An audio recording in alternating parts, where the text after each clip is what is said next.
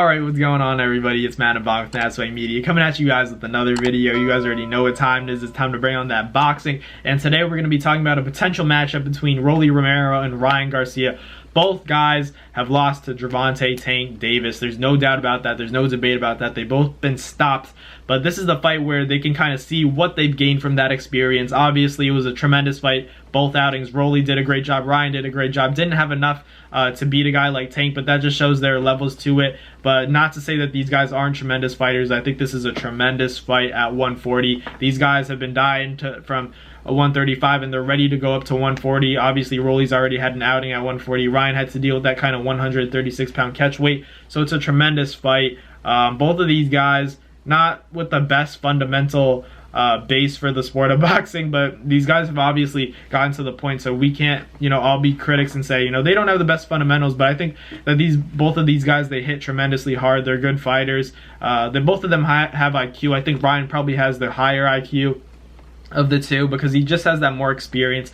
But I think that Rolly might be the physically stronger guy, but at the same time, we haven't seen Ryan Garcia fill out at 140 pounds. We're yet to see him at 140 pounds. It could be scary. But in terms of stylistically, it's an interesting fight because we know that when these guys match up, there's not going to be a lot of tactical stuff. I think it's going to be it's going to turn into a firefight. Maybe in the first early rounds it'll be a bit of a chess match, but at the end of the day, these guys, their styles, it just makes for a barn burner. It makes for a big fight, a brawl. And I think that Ryan Garcia, I would give the edge to Ryan just based on the experience and everything. But if Rolly lands on Ryan, I don't know how Ryan will react because Rolly hits hard too. We've seen him crack against Tank. Tank has expressed that Rolly hits hard.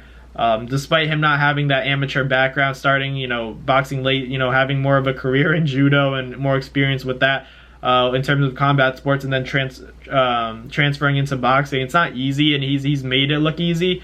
But against a guy like Ryan Garcia, who's still a cream of the crop, in terms of that elite level of boxing, maybe not on the level of Devin Haney and Shakur and then Tank, obviously losing to Tank by stoppage. But at the end of the day, you fought one of the best in the business, and you got stopped. But there's still a lot to work on. He probably still has the most potential out of all of those fighters, just in terms of the room for improvement. So I'm excited to see Ryan at 140 pounds. He's obviously working with Derek James, and you have Rolly Romero and his trainer Bullet. So these guys are going to be well maintained by their trainers. They're going to be pushed.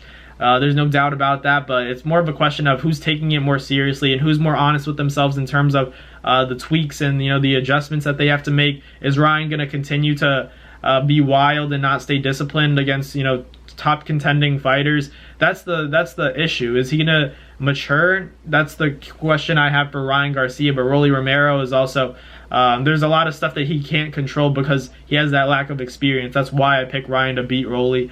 Not by a lot.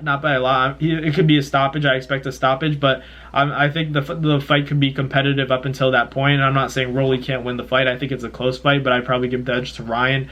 That left hook, I don't know if Rolly can really hang with that, but it's an interesting fight in my opinion. I like that fight a lot just because of the lead up, the trash talk. They've sparred in the past, so that would also be a bit of a narrative and a storyline for the fight, because Rolly had a moment where he landed a big shot on Ryan, and Ryan kind of stumbled and held on to Rolly for dear life because he was hurt. And then at the end of the day, it was a long time ago. It was at the Mayweather gym. It was just sparring, but a lot of people like to make a big deal about that stuff. But it would be good for the promotion of the fight. And they've been friends in the past. They've showed that they're civil, but it's a good fight. I think it sells a lot. Maybe does around 700,000 to 800,000 pay-per-view buys. Hey man, that's a good bounce back fight for Ryan. If you beat a guy like Rolly, you're still up there. Not to say that he's not already up there. I'm just saying you beat a guy like Rolly, you're still kind of competing with that level of Tank, so in terms of performances. So I think he could get back to that spot. I hope Ryan does because I think he's a talented fighter. I think he deserves it. He works hard.